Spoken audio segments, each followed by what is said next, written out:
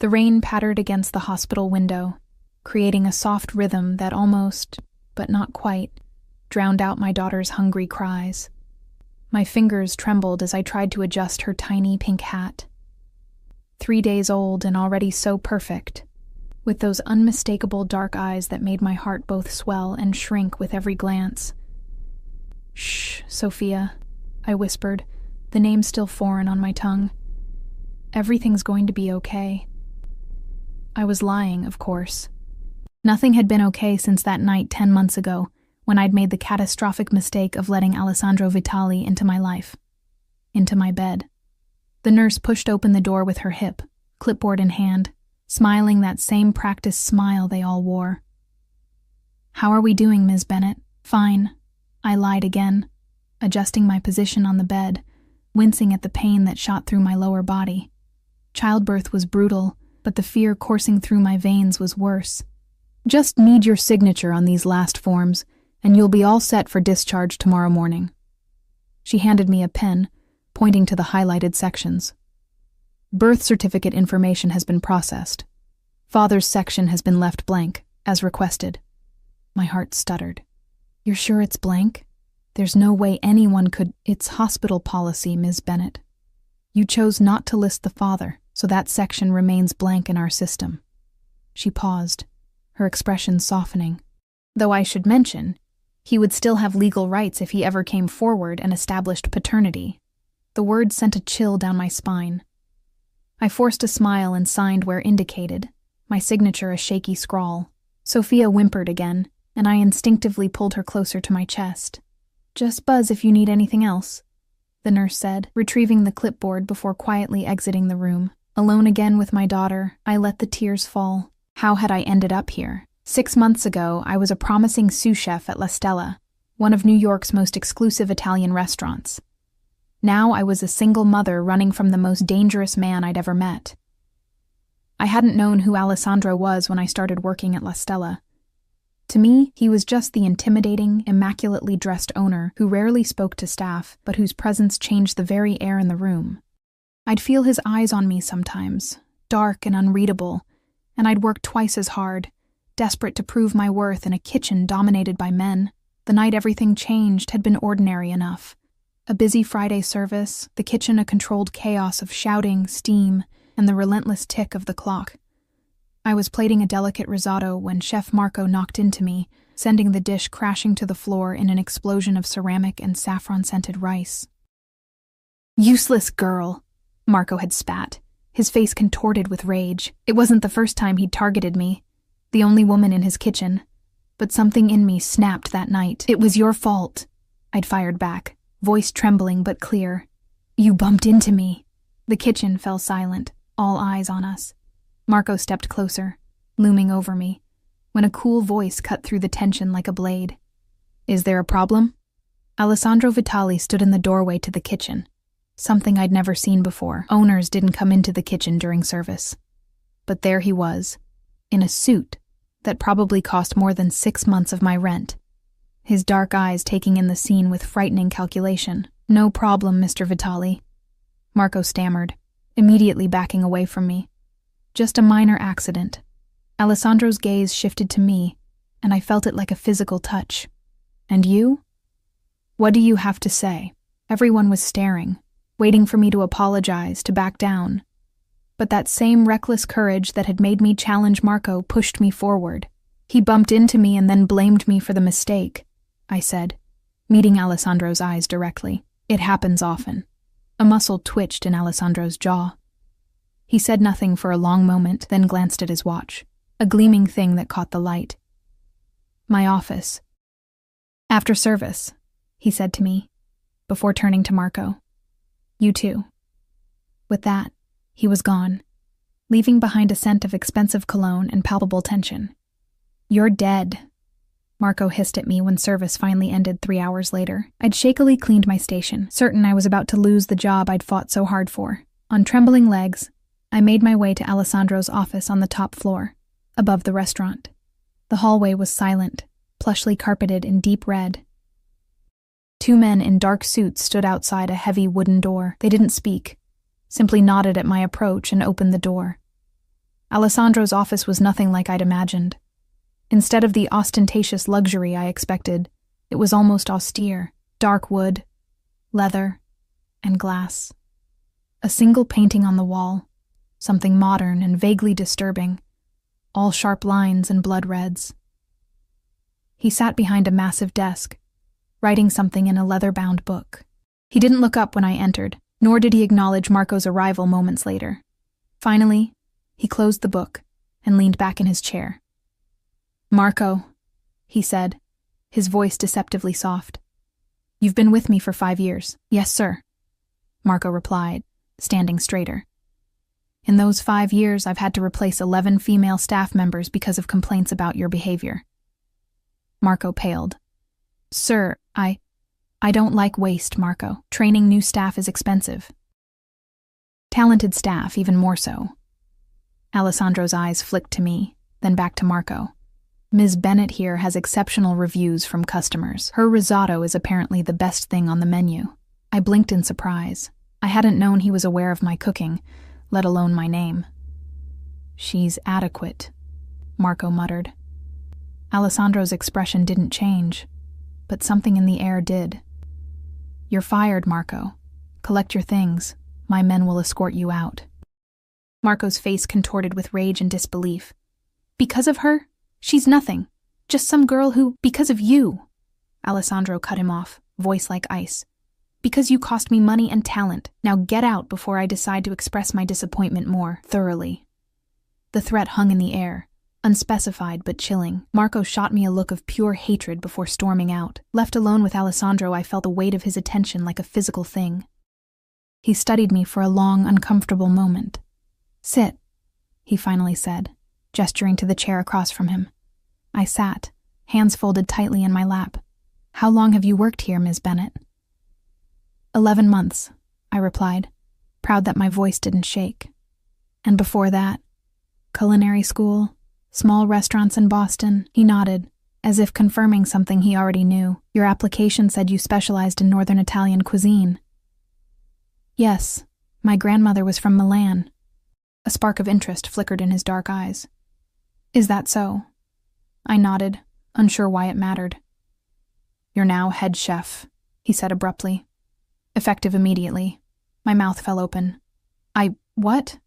But I've never run a kitchen before. You have talent. The rest can be learned." He stood, moving around the desk with fluid grace. Up close, he was even more imposing. Tall, broad-shouldered, with features that seemed carved from stone, handsome in a dangerous, forbidding way. "I don't understand," I said weakly. "What don't you understand?" He leaned against the desk, too close now, his cologne wrapping around me, sandalwood and something darker. "Why me?"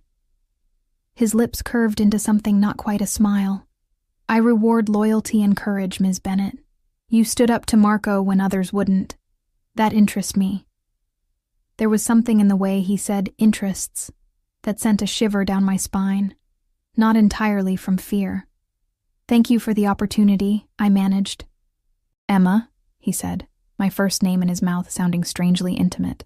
"May I call you Emma?" I nodded, not trusting my voice. "Come to dinner tomorrow night. We'll discuss your vision for the menu." It wasn't a request. I knew that, even then. "Yes, Mr. Vitali.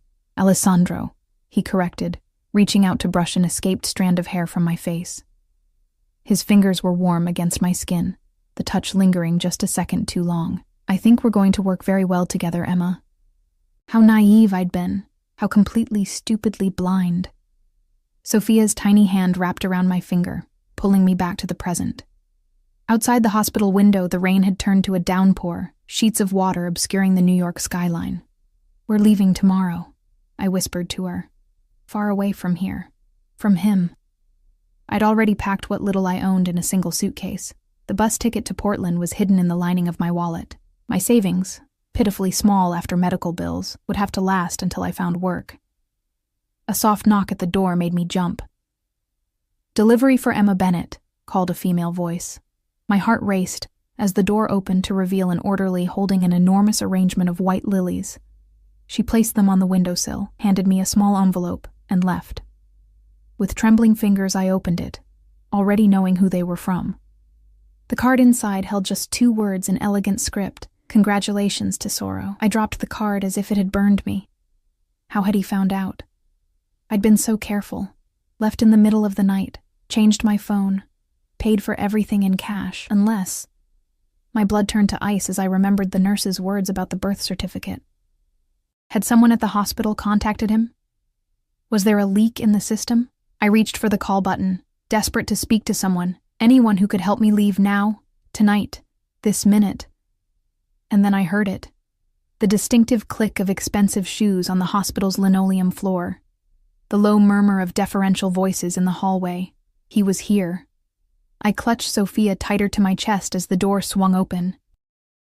2 men in dark suits entered first, scanning the room with practiced efficiency, and then he filled the doorway, tall and imposing in a perfectly tailored charcoal suit. Alessandro Vitali, the man I'd fled from, the father of my child, the head of New York's most powerful crime family. His dark eyes locked onto mine, then dropped to the bundle in my arms. "Emma," he said, his voice exactly as I remembered, low and smooth, with that faint Italian accent that grew stronger when he was angry. "Did you really think I wouldn't find out about my child?" Time seemed to stop as Alessandro stepped fully into the room.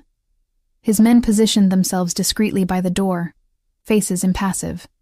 One of them, Anton, I recognized with a jolt, gave me a small nod. He'd always been kinder than the others during my time at La Stella. "Please leave," I whispered, tightening my grip on Sophia. She squirmed against me, making little mewling sounds that tore at my heart. Alessandro's eyes never left the baby. "Is it a boy or girl? She's none of your concern," I said, trying to inject strength into my voice. "You need to go before I call security." A ghost of a smile touched his lips. "Security won't come, Tesoro. This floor is temporarily understaffed." The casual way he said it sent chills down my spine. Of course he would have arranged everything perfectly. Alessandro Vitali left nothing to chance. He moved closer, each step deliberate. I pressed myself back against the pillows, as if I could somehow melt into the hospital bed and disappear. "May I see her?" he asked, his voice surprisingly gentle. "No." His jaw tightened at my defiance, but he stopped his approach. "You named her?" I hesitated, seeing no harm in answering. "Sophia." Something flickered in his eyes, recognition, perhaps even approval. "After your grandmother?" I nodded, surprised he remembered that detail from our conversations. There had been so many late nights in his office, planning menus, discussing recipes, gradually crossing the line from professional to personal. I'd told him about my Nonna Sophia, her recipes, her stories of Milan.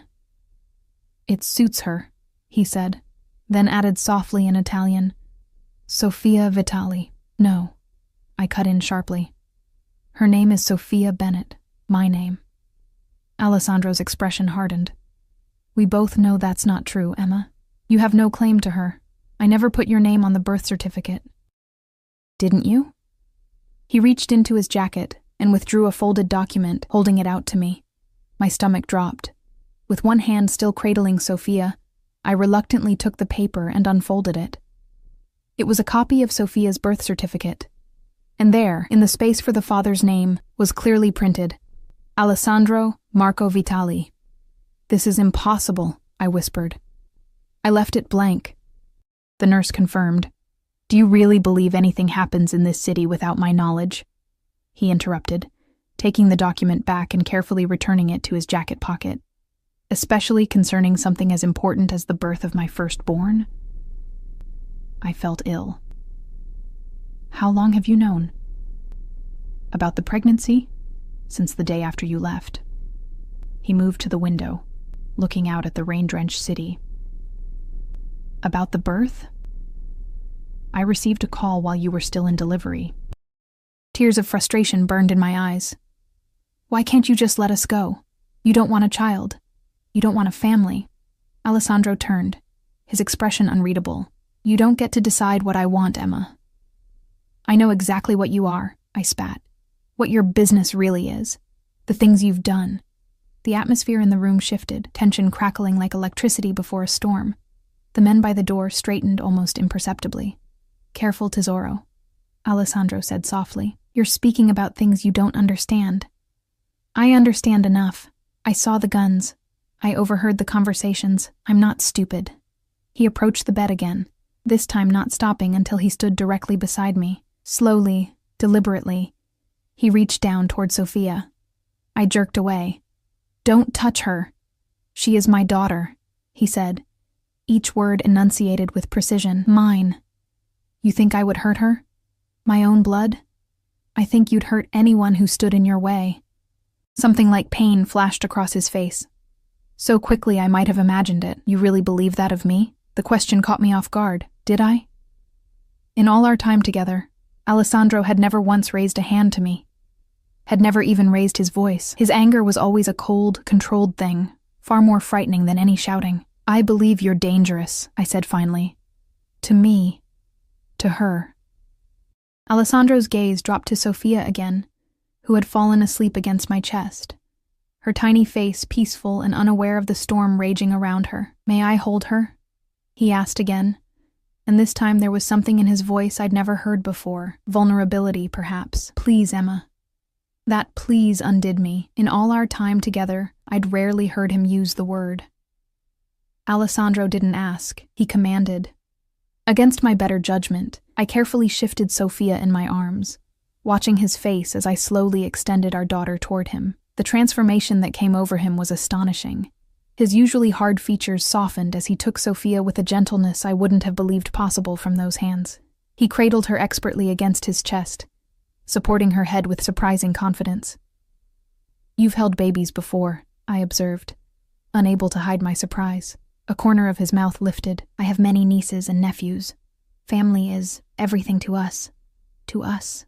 To the Vitalis. To the organization I'd fled from the moment I realized what it truly was. She has my mother's nose, he murmured, running a finger delicately over Sophia's features. But your eyes, I think. The shape, maybe. The color is all yours. The words slipped out before I could stop them. His gaze met mine, something warm and intimate passing between us that made my heart race in a way that had nothing to do with fear. Why did you run, Emma? He asked quietly. The truth. I looked away, unable to bear the intensity of his stare. You know why. I want to hear you say it. I took a deep breath, gathering my courage. I found the gun in your desk drawer. I overheard your conversation with Salvatore about the shipment and the competition that needed to be permanently resolved. My voice trembled slightly. And then one of your men, Dino, saw me listening. He told me... Alessandro's expression darkened. Told you what? That you were the head of the Vitali crime family. That La Stella was just a front, that people who crossed you ended up in the East River. I swallowed hard, and when I realized I was pregnant, I couldn't bring a child into that world.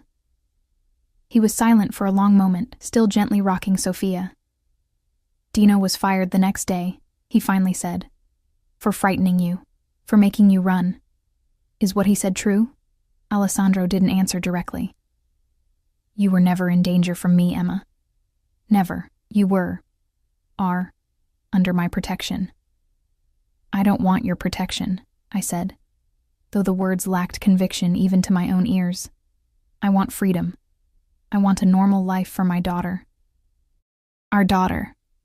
He handed Sophia back to me with the same gentle care. And what makes you think I can't give her a normal life? I laughed bitterly. Normal? You call what you do normal? I call it business, he replied evenly. A business that provides very well for family. I won't have her grow up surrounded by violence and crime. Alessandro's expression hardened. So instead you would have her grow up without a father? In poverty? Running from place to place? He gestured at my small bag in the corner. What's your plan, Emma? Where were you going to take her? I remained silent, unwilling to reveal my plans. He sighed, running a hand through his dark hair, a rare gesture of frustration. Portland, Oregon, he said, making my blood freeze. One-way bus ticket, leaving tomorrow morning. How did you? It doesn't matter. He cut me off, straightening his already perfect cuffs. That plan is no longer viable. Anger flared in me, burning through the fear. You don't get to decide that. You don't own me, Alessandro. No, he agreed, surprising me. I don't. But I do have legal rights to my daughter, as that birth certificate proves. The implication was clear. He could take her from me if he wanted to. My arms tightened protectively around Sophia. I won't let you, I whispered fiercely. It doesn't have to be a fight, Tesoro. His voice softened as he used that endearment again, treasure. I have a proposal. Suspicion coiled in my stomach. What kind of proposal? Come back to New York with me. There's a penthouse in my building, separate from my own residence, private, secure.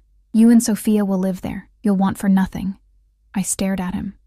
You want to keep us like pets? In a gilded cage? His jaw tightened at the insult. I want my daughter in my life. I want her safe.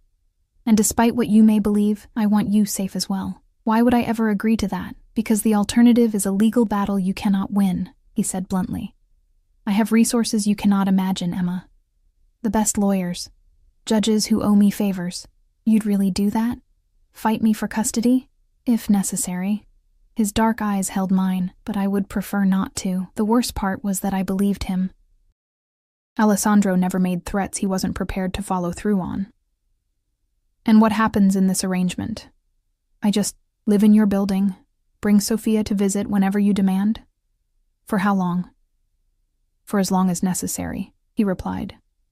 Until we come to a more permanent arrangement. My heart skipped a beat. Meaning what, exactly? He didn't answer directly. You'll have full staff at your disposal. A nanny, if you wish. Security, of course. An allowance for whatever you need. I don't want your money. Sophia deserves the best, he countered. The best schools. The best opportunities. Everything I can provide. I looked down at my daughter's sleeping face. So perfect and innocent. What kind of life could I truly offer her on my own? Cramped apartments, daycare I could barely afford, constant worrying about bills and safety. And what about me? I asked quietly. What do you expect from me in this arrangement? Something heated flared in Alessandro's eyes. Nothing you aren't willing to give, Emma. The air between us seemed to thicken with unspoken memories, his hands on my body, his mouth against my skin. For all his faults, all his sins, I couldn't deny that what we'd had was real. Electric. Consuming.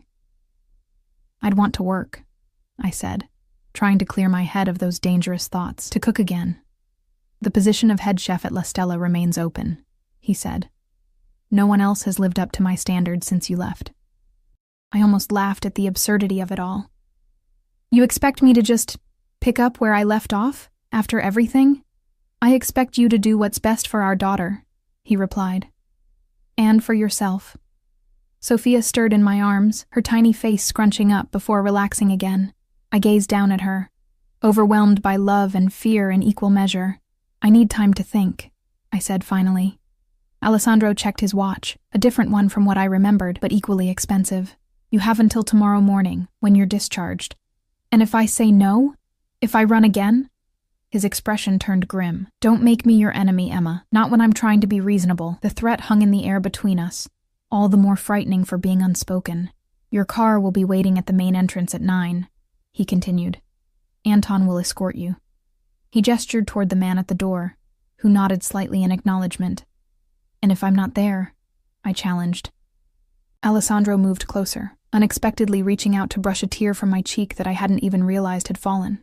You will be, he said softly, because you're smart, and because deep down, you know I'm right.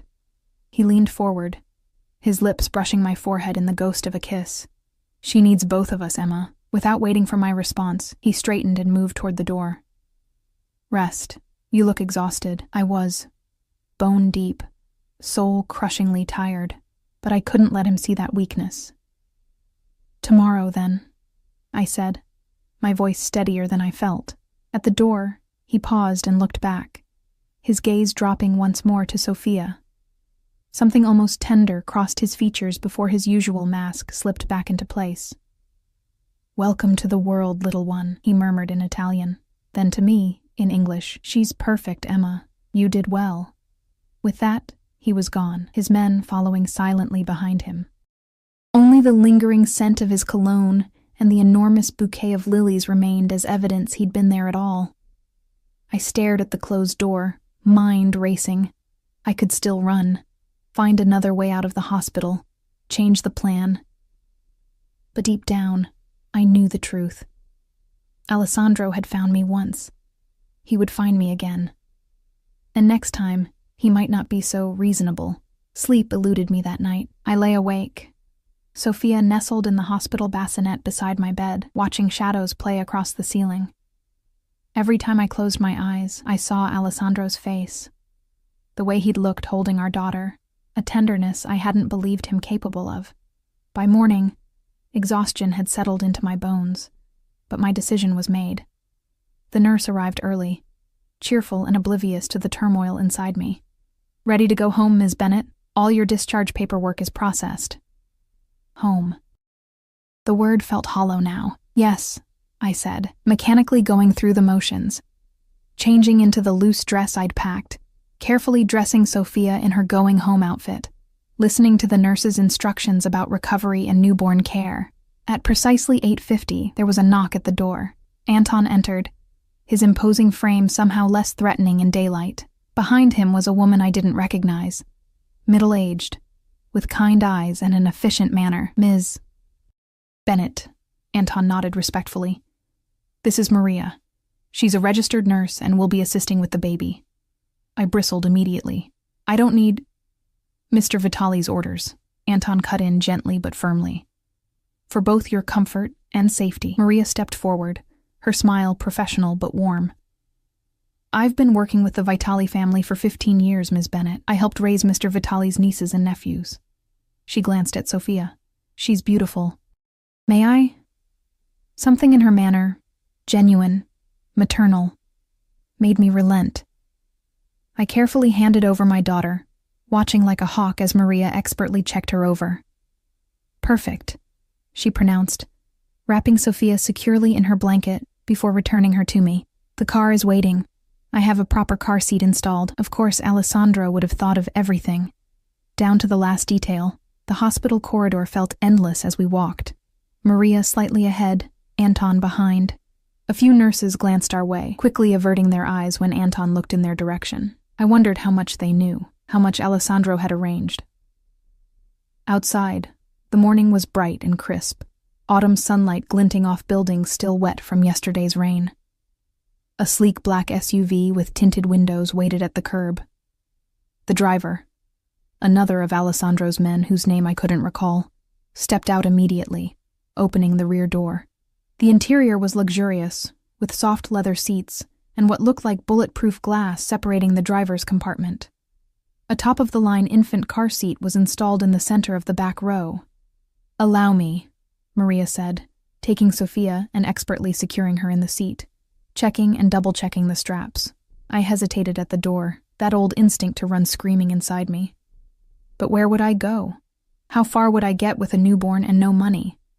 Anton seemed to read my thoughts. "It's the right decision, Ms. Bennett," he said quietly. "For both of you." I looked up at him, searching his face. "Is it? You know him better than I do. What kind of man is he, really?" Anton's expression remained carefully neutral. "Mr. Vitali is complicated, but I've worked for him for 12 years, and I've never seen him as invested in anyone as he is in you and the baby." He paused. "That means something in our world. Our world, not mine. Never mine." I climbed into the SUV, settling beside Sophia's car seat. Maria took the seat on the other side, while Anton rode in front with the driver. As we pulled away from the hospital, I felt a strange mixture of dread and relief. At least for now, I didn't have to run anymore. The drive through Manhattan was surreal. Streets I'd walked countless times as a struggling chef looked different from behind the tinted windows of Alessandro's car. We headed uptown, eventually turning onto a tree-lined street of exclusive buildings with doormen and awnings. The SUV pulled into a private underground garage beneath one of the most imposing buildings, all limestone and discreet luxury. 2 more security men were waiting as we emerged from the vehicle. "This way, please," one of them said, leading us to a private elevator that required both a key card and a fingerprint scan. "My fingerprint won't—" I began. "You've been added to the system," the guard said, Taking my free hand and gently pressing my thumb to the scanner, the light flashed green, and the elevator doors slid open. Inside, Anton pressed the button for the 31st floor. Mr. Vitali's residence is the penthouse on 35, he explained. Yours is 31, the entire floor. The elevator was swift and silent. When the doors opened, they revealed a foyer of cream marble and subtle lighting. Anton stepped forward, placing my thumb on another scanner beside an elegant wooden door. This registers as your entry point, he explained. Only you, Maria, and Mr. Vitali have access, for security. The door swung open to reveal a space that stole my breath. Floor-to-ceiling windows showcased a panoramic view of Central Park and the Manhattan skyline. The apartment was massive, decorated in a palette of soft grays, blues, and whites. Modern but warm, with none of the ostentatious luxury I'd half expected. This way, Maria said gently, leading me past the open-concept living area into a hallway. The first door opened into a nursery that made my heart clench. Pale yellow walls, a white crib with delicate bedding, a plush rocking chair by the window, shelves filled with books and toys. A hand-painted mural of an Italian countryside covered one wall. When did he... I couldn't finish the question. Mr. Vitali commissioned it the day after you left, Maria answered quietly. He knew you were pregnant before you did, I think. I turned to her in shock. That's impossible. She smiled slightly. Mr. Vitali notices everything, Miss Bennett, especially about people he cares for. The words echoed strangely in my head. We continued the tour. A master suite with a bed that looked cloud-soft and a bathroom bigger than my entire former apartment, a guest room, a study lined with bookshelves, and finally a kitchen that made me stop in my tracks. It was a chef's dream, professional-grade everything, from the massive gas range to the double ovens, the expansive marble countertops to the walk-in refrigerator. Copper pots hung from a rack above the island, gleaming in the morning light. He remembered, I whispered, running my fingers over the countertop. We'd talked about this once, late at night in his office, my dream kitchen. Every detail was exactly as I'd described. Your personal items have been moved in, Anton said, gesturing to the master bedroom, and the refrigerator and pantry are fully stocked. Moved in? I turned to him, alarmed. From where? Your apartment on Bleecker Street, he replied, as if this were perfectly normal. Mr. Vitali had it maintained after you left.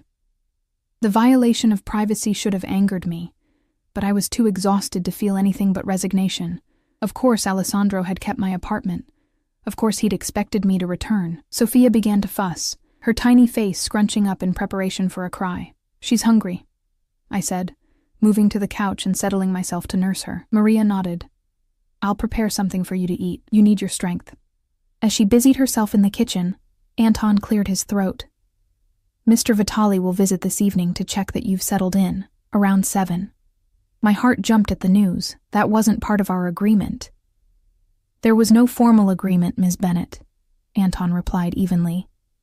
Just an understanding that you would return to New York with your daughter. As if summoned by our conversation, my phone, which I hadn't even realized was in my purse, chimed with a text message. Unknown number. The apartment is acceptable? How had he gotten my new number? I'd only purchased the burner phone a week ago. I stared at the screen, debating whether to respond. A second message appeared. I can see you've read this, Emma. I suppressed a shiver. With one hand still supporting Sophia at my breast, I awkwardly typed a reply. Yes, it's acceptable. His response was immediate. Good. We'll discuss terms this evening. Terms. As if this were a business transaction. Perhaps to him, it was. I didn't reply, turning my attention back to Sophia, who nursed contentedly, oblivious to the storm clouds gathering around us. Maria brought a tray with a light meal, a perfect omelet, fresh fruit, crusty bread still warm from the oven. My stomach growled, reminding me I hadn't eaten properly in days. You should rest after you eat, she said. I can watch the little one while you take a shower. Maybe a nap. The thought of sleep was tempting, but I shook my head. I'm not comfortable. I understand, she cut in gently. It's normal to be protective with your first. I'll just sit with you then, help if you need it. Something about her calm, no-nonsense manner reminded me of my grandmother. I found myself relaxing slightly in her presence. The day passed in a blur of feeding, changing, and brief moments of sleep whenever Sophia allowed. True to her word, Maria was an unobtrusive but helpful presence, showing me little tricks for soothing the baby and making sure I ate and drank enough.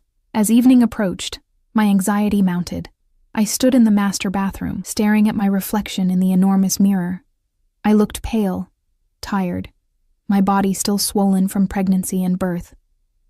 I'd managed a quick shower and found clothes in the closet that must have come from my old apartment, though I noticed several new items with price tags still attached, in a size that would accommodate my post-pregnancy body. Another of Alessandro's presumptions that should have angered me, but instead left me feeling strangely cared for. At precisely 7 o'clock, the apartment's intercom chimed. Maria answered it, spoke quietly, then came to find me in the nursery where I was putting a freshly changed Sophia in a clean onesie. "Mr. Vitali is here," she said. I nodded, gathering Sophia into my arms like a shield. Alessandro entered without knocking. The apartment was his property, after all. He'd changed from the suit of yesterday into more casual attire, dark jeans and a charcoal sweater that somehow looked just as expensive and tailored as his usual business wear. His eyes found me immediately, scanning me from head to toe as if checking for damage. "You look better," he said by way of greeting, less exhausted. "That's what happens when armed men aren't threatening to take your child," I replied, unable to keep the bite from my tone. The corner of his mouth twitched, in amusement or annoyance, I couldn't tell. "Maria, Anton, leave us," he said without looking away from me. Maria hesitated. "Ms. Bennett hasn't eaten dinner yet." I was about to.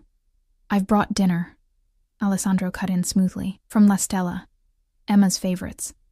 Only then did I notice the bags Anton had set on the kitchen counter before departing. When they were gone, Alessandro approached slowly, his eyes on Sophia. "May I?" he asked, extending his arms. I hesitated, then reluctantly handed her over. Just as yesterday, he held her with surprising ease, studying her sleeping face with what looked like genuine wonder. "She's already changed since yesterday," he murmured, her features more defined. "Babies change quickly," I said, watching them closely. "Especially in the first weeks." Alessandro looked up at me, his dark eyes intense. "Thank you for staying." Did I have a choice? "We always have choices, Emma. Some are just more difficult than others." He moved to the sofa, settling with Sophia still in his arms. I remained standing, arms crossed over my chest. "Join me," he said, not quite an order, but not quite a request either. I sat at the opposite end of the sofa, maintaining as much distance as possible. "Are you recovering well? Any complications from the birth?" he asked. The question caught me off guard with its genuine concern. "I'm fine. It was straightforward as these things go." He nodded, eyes returning to Sophia. "I've arranged for the top pediatrician on the Upper East Side to visit tomorrow, and a postpartum specialist for you." "I don't need—" "It's not negotiable," he interrupted, his tone firmer. "Your health and hers are paramount." I bit back a retort, reminding myself of my precarious position. Push too hard, and he might revoke whatever freedoms he was willing to grant. "You mentioned terms," I said instead. "What exactly do you want from this arrangement?" Alessandro shifted Sophia to his shoulder, patting her back gently when she squirmed, direct as always.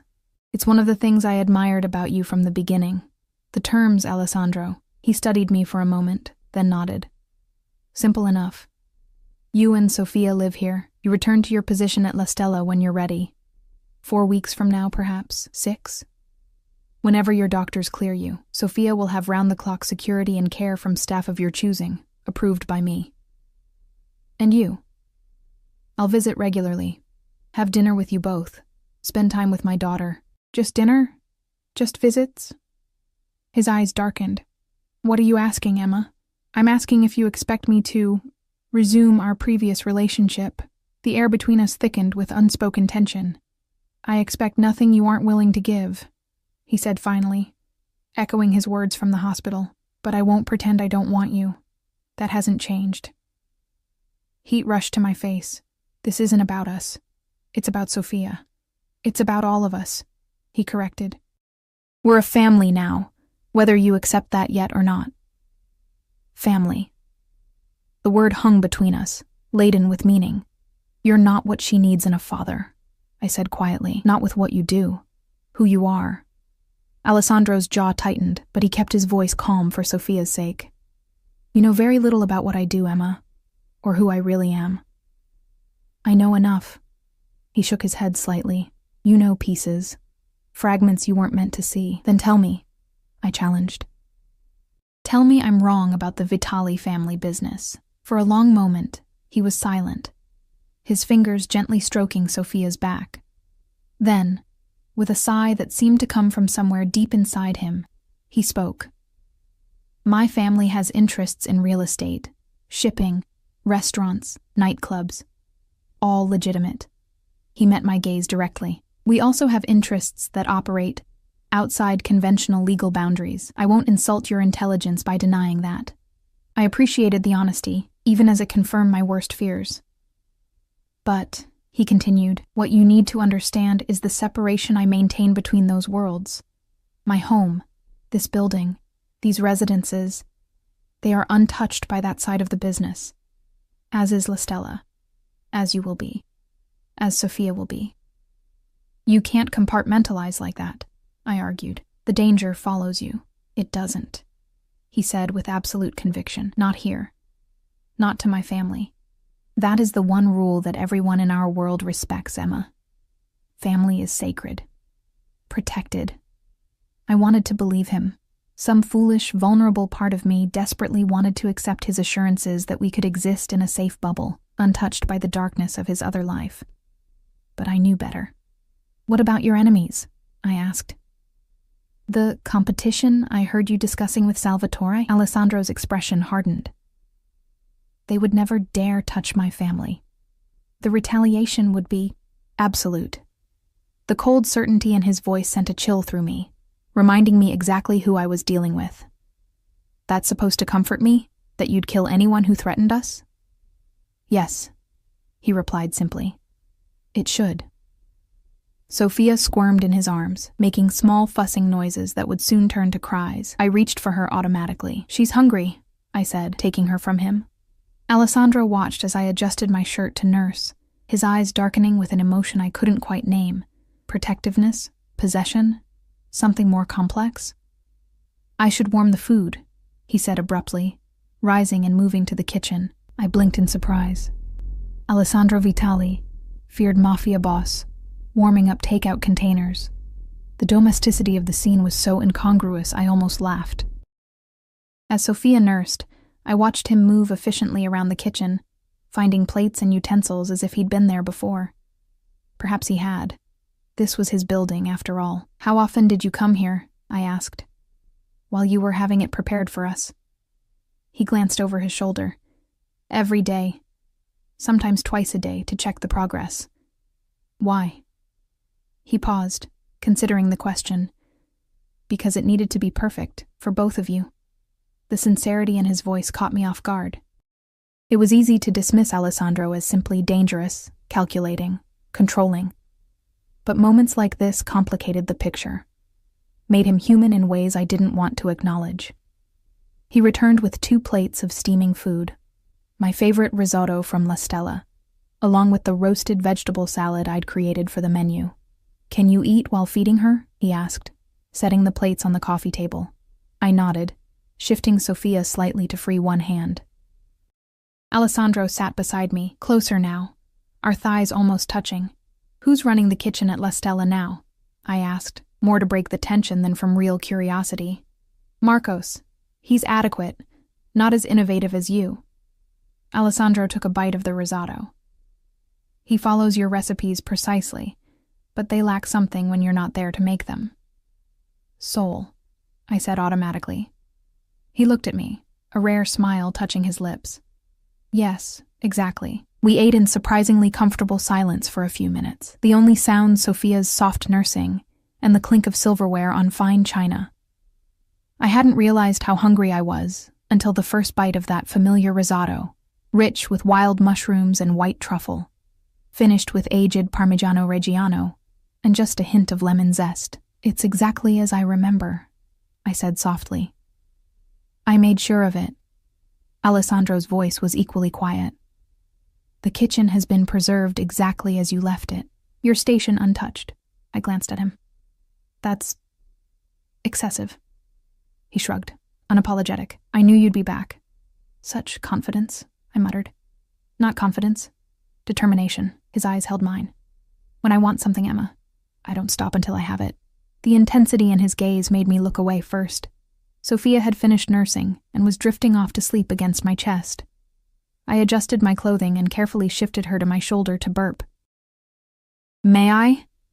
Alessandro asked, setting down his empty plate and extending his hands. Reluctantly, I passed Sophia to him, watching as he expertly positioned her against his broad shoulder, one large hand supporting her tiny body, the other gently patting her back. The tenderness with which he handled her continued to surprise me. You're good with her, I admitted. Children respond to confidence, he said. And gentle handling. Is that how you approach everything? Confidence and gentle handling when necessary? His eyes met mine, understanding my deeper question. Not everything, but the things, the people, that matter most, yes. Sophia gave a small burp, and Alessandro smiled, a genuine smile that transformed his usually stern features. It was moments like these that had drawn me to him in the first place, those rare glimpses of the man behind the formidable exterior. She'll need to be changed soon, I said, finishing my food. I can do it. I raised an eyebrow skeptically. You doubt me? There was a hint of amusement in his voice. I can't quite picture the great Alessandro Vitali changing dirty diapers. He rose smoothly, Sophia still securely in his arms. Then allow me to surprise you, Tesoro. I followed him to the nursery, watching in disbelief as he efficiently laid Sophia on the changing table, gathered supplies, and proceeded to change her diaper with practiced ease. He spoke softly to her in Italian the entire time, terms of endearment that made my heart twist painfully in my chest. Where did you learn to do this? I asked when he'd finished, redressing Sophia in her onesie. I told you. Many nieces and nephews. He lifted Sophia, cradling her against his chest. Family is everything to us, Emma. Children are cherished, protected. The most important legacy we have. There was something in his voice, a depth of conviction, that made me believe him, at least about this. I want her to have a normal life, I said quietly. School friends, playground visits, birthday parties. Not guards in fear and isolation. Alessandro's expression softened as he looked down at our daughter. She can have those things, with proper precautions. Armed bodyguards at a children's birthday party isn't normal, Alessandro. Security can be discreet. He placed Sophia gently in her crib, adjusting her blanket with careful precision. And necessary, Emma. Even if I were just a wealthy restaurateur, she would need protection. The children of privilege always do. I couldn't argue with that logic, though I wanted to. The soft glow of the nursery nightlight cast shadows across Alessandro's face, highlighting the sharp angles of his cheekbones, the strong line of his jaw. He looked both dangerous and vulnerable, standing over our daughter's crib, and the contradiction made my heart race. Will you at least consider it? He asked, turning to face me. A real attempt at making this work, for her sake. For her sake. Not for his. Not for mine. For Sophia's. I'll try, I said finally. But I have conditions. Something like respect flickered in his eyes. Name them. I want to work, not just at La Stella. I want to explore other opportunities too. Consulting. Maybe teaching cooking classes. He nodded slowly. Acceptable, with proper security arrangements. I choose the staff that interacts with Sophia. Final say is mine. Within reason. All staff must pass my security checks. I took a deep breath. And I want honesty. No more secrets, Alessandro. If I'm going to raise our daughter in your world, I need to understand the risks. The real risks. He was silent for a long moment, considering. Then he stepped closer, close enough that I could smell his cologne, feel the warmth radiating from his body. That's a dangerous request, Emma. Information is liability in my world. It's non-negotiable, I said firmly. I don't need operational details. Just context. Understanding. Alessandro studied my face, his dark eyes unreadable. Very well, but that honesty must go both ways.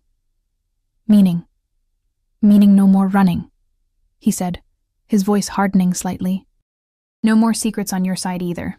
If you're unhappy, if you're afraid, you come to me, directly, no intermediaries. The implication was clear. No going to the authorities, no seeking outside help. Agreed, I said, knowing I had little choice. He nodded, seemingly satisfied. Then we have an understanding. We stood together in silence for a moment, watching Sophia's tiny chest rise and fall with her peaceful breaths. In sleep, her face relaxed into an expression of perfect innocence that made my throat tighten with emotion. She deserves better than both of us, I whispered. Perhaps, Alessandro agreed softly, but she has us nonetheless. We'll have to be better for her. It was the vulnerability in his voice that undid me, the rare admission that he, too, had doubts. Without thinking, I reached out, touching his arm gently. He went still under my touch, his eyes finding mine in the dim light. Stay, he said suddenly. Tonight, with both of you. I tensed, withdrawing my hand. Alessandro, not like that, he clarified quickly. Just here, in the apartment. I'll take the guest room. I just want... He trailed off, seeming uncharacteristically at a loss for words. Want what? I prompted. Time, he said finally, with my family. Family. That word again, loaded with meaning and expectation. All right, I conceded, surprising myself. But relief just tonight flickered across his features. Another crack in the impenetrable facade he usually presented to the world. With a gentle touch to Sophia's cheek, he straightened and moved toward the nursery door.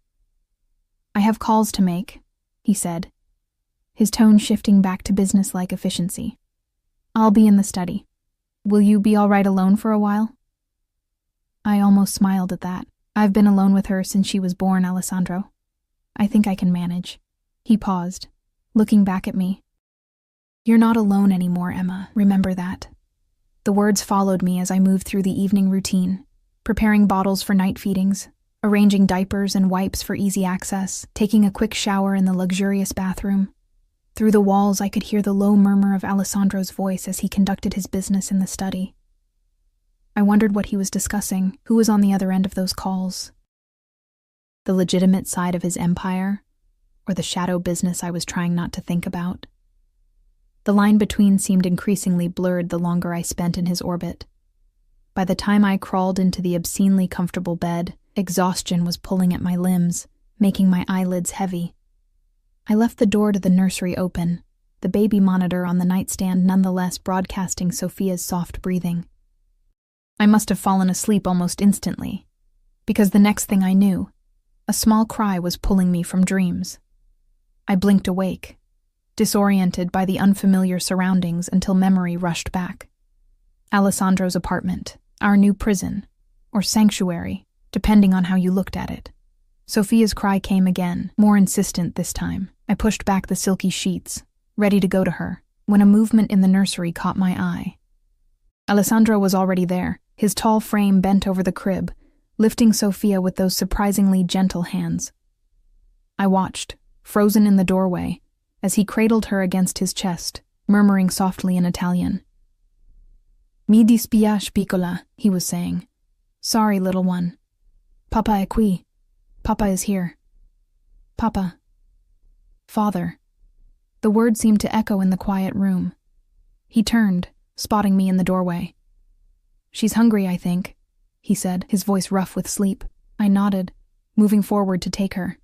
Our hands brushed during the transfer, sending an unwelcome jolt of awareness through me. Thank you, I said quietly, settling into the rocking chair to nurse. Alessandro didn't leave as I expected. Instead, he leaned against the wall, watching us with an intensity that should have made me uncomfortable, but somehow didn't. You should go back to sleep, I told him. No point in both of us being awake. I don't mind, he replied. I've slept enough.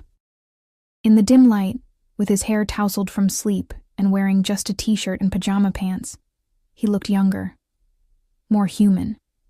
The Alessandro I'd first fallen for, before I knew the full truth of who he was. "What are you thinking?"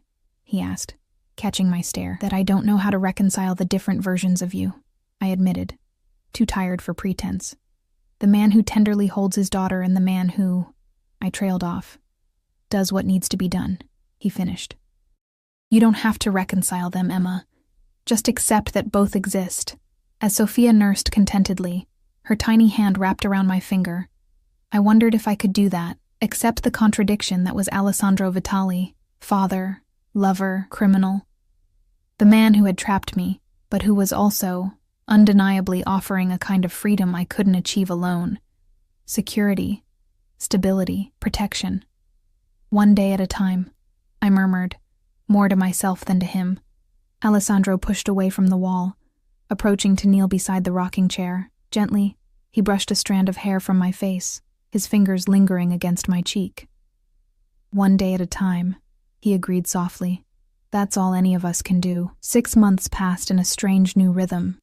Days of learning to be a mother, nights interrupted by Sophia's cries, and through it all, Alessandro's constant, watchful presence. Not always physically, he had his business to run after all, but his influence touched every aspect of our lives. Security men who discreetly followed when I took Sophia to the park, the private pediatrician who made house calls, the carefully vetted nanny who helped when I returned to La Stella 3 days a week, and Alessandro himself, who came for dinner almost every evening, who spent weekend mornings playing with Sophia on the plush carpet of the living room, who watched me with those dark, intense eyes that still made my heart race despite everything. We existed in a careful dance of co-parenting and unresolved tension. He never pushed for more, true to his word that he expected nothing I wasn't willing to give. But the air between us remained charged with possibilities, with memories of what had been and what might be again. Winter had melted into spring, and Sophia was thriving, sitting up now, babbling constantly, her personality emerging more each day. She had Alessandro's dark eyes and determined temperament, but my smile and curiosity, the perfect blend of us both. I was in the kitchen preparing dinner when I heard the apartment door open. Alessandro wasn't due for hours. He had meetings across town. He'd said that morning before leaving. I tensed, listening for the security system's warning chime, but there was only the sound of familiar footsteps. "Emma?" Alessandro's voice, tighter than usual. "In the kitchen," I called, turning down the flame under the simmering sauce. He appeared in the doorway, still in his business suit, but with his tie loosened, hair slightly disheveled, unusual for a man who maintained impeccable control over his appearance. "What's wrong?" I asked immediately, wiping my hands on a towel. "Where's Sophia?" "Napping. Maria is with her." Alarm crept into my voice. "Alessandro, what's happened?" He crossed to the refrigerator, pouring himself a glass of water and drinking it in one long swallow before answering. "There's been a situation." With the Cardano family, my blood ran cold. I'd learned enough about Alessandro's world over the past months to recognize the name of his chief rival family in New York's criminal hierarchy. "What kind of situation?" I asked cautiously. Alessandro's jaw tightened. "Nothing for you to worry about. It's being handled." "Don't do that," I said, anger flaring. "You promised honesty, remember? No more secrets." He studied me for a long moment, then nodded once, sharply. "Vincenzo Cardano's youngest son was arrested this morning. He believes we provided information to the authorities. Did you?" "No." Alessandro's voice was flat. "The idiot got caught in an FBI sting operation all on his own. But Vincenzo isn't thinking rationally. His son faces serious charges." I gripped the edge of the counter. "And this affects us how?" "It doesn't," Alessandro said firmly. "But as a precaution, I'm increasing security here and at La Stella. And I'll be staying here for a few nights." Not in the guest room as he had occasionally in the past, I realized from his expression. He meant with me. With us. "Is it really that serious?" I whispered. Alessandro moved closer, his hands coming to rest gently on my shoulders. "It's just a precaution, Tesoro. You and Sophia are well protected, but I would feel better being here." The genuine concern in his eyes made my protest die in my throat. Over the months, I'd seen this side of him more and more. The protector, the caretaker, It complicated the image I'd built of him as simply a dangerous criminal. "All right," I agreed softly. Relief flickered across his features. His hand slid down my arms in a gesture that was almost a caress before he stepped back, maintaining the careful distance he always kept between us. "I need to make some calls," he said. "Then I'll help with dinner." I nodded, turning back to the stove as he disappeared toward the study. My hands trembled slightly as I stirred the sauce, not entirely from fear, I realized with a jolt of surprise. Part of me welcomed the excuse for Alessandro to stay, to breach the careful separation we'd maintained. What did that say about me, about the woman I was becoming in this strange half-life? By the time Alessandro returned, I had managed to calm my thoughts and focus on finishing dinner. He'd changed into casual clothes, dark jeans and a simple gray Henley that did nothing to diminish his commanding presence. "Situation resolved?" I asked, setting plates on the kitchen island. "In progress," he replied, coming to stand beside me. "The additional security is in place. Anton is personally supervising." I nodded, oddly reassured. Anton had become something of a fixture in our lives, a steady presence whose loyalty to Alessandro was matched only by his surprising gentleness with Sophia. "She should be waking soon," I said, glancing at the clock. As if on cue, the baby monitor on the counter lit up with sounds of Sophia stirring. "I'll get her," Alessandro said, already moving toward the nursery. I watched him go, struck by how natural this domestic scene had become. Alessandro rushing to tend to his daughter, me preparing dinner in our shared home. If anyone had told me a year ago that I would be living this life, I would have called them insane. Yet, here we were, and the most unsettling part was how right it sometimes felt. I heard Alessandro's low voice through the monitor, speaking to Sophia in Italian as he always did. Her happy babble in response made me smile despite my lingering anxiety. They appeared a few minutes later, Sophia freshly changed and beaming in her father's arms. She reached for me immediately, and I took her, pressing a kiss to her soft cheek. "Mama," she said, one of her few clear words. "That's right, sweetheart," I murmured, settling her in her high chair. Mama made dinner for us. Alessandro watched us with an intensity that made my cheeks warm. "She grows more beautiful every day," he said softly. "Like her mother." I busied myself with preparing Sophia's food, avoiding his gaze. These moments of tenderness were the most dangerous, the times when I almost forgot why I had run from him in the first place. We ate dinner in a strangely comfortable silence, interrupted only by Sophia's babbling and occasional spills as she insisted on trying to feed herself. Alessandro watched her with undisguised pride, cleaning her face with a patience I never would have expected from him. "I've been thinking," he said as I cleared the plates, "about your desire for normalcy for Sophia." I glanced at him warily. "And? There's a property in Connecticut, secluded, secure. We could spend weekends there. Give her space to play outdoors without constant vigilance." The offer took me by surprise. "You'd leave the city? Your business?" "For weekends, yes." He reached across the table, his fingers brushing mine briefly. "For both of you, I would make adjustments." The gesture, so small yet so significant, made my heart stutter. I pulled my hand away gently. "Let me think about it," I said. He nodded, accepting my hesitation without pushback, another change from the controlling man I'd first known. We settled into the evening routine, bathing Sophia, reading her stories, putting her to bed. Alessandro took over the final step, rocking her gently while singing an Italian lullaby in his surprisingly melodic voice. I watched from the doorway, emotion tightening my chest at the tenderness on his usually guarded face. "She's asleep," he whispered finally, carefully laying Sophia in her crib. I nodded, suddenly acutely aware that the moment I'd been avoiding had arrived. Bedtime, with Alessandro staying. He seemed to read my thoughts, a disconcerting ability he'd always had. "I can take the sofa," he offered quietly as we left the nursery. "Don't be ridiculous," I replied, my voice steadier than I felt. "The bed is huge. We're adults." A ghost of a smile touched his lips. "Are you sure, Emma? It's just sleep, Alessandro."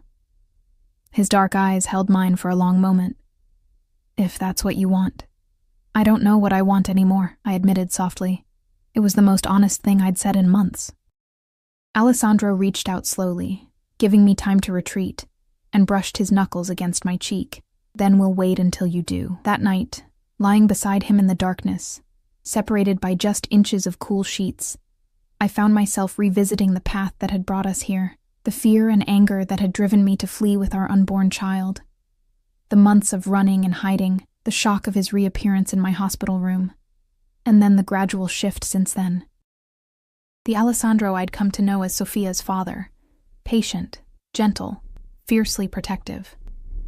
The man who ran a criminal empire yet read bedtime stories with different voices for each character. The contradiction that both terrified and fascinated me. "You're thinking too loudly." His voice came through the darkness, startling me. I turned to find him watching me, his profile illuminated by the faint light filtering through the curtains. "Sorry," I murmured.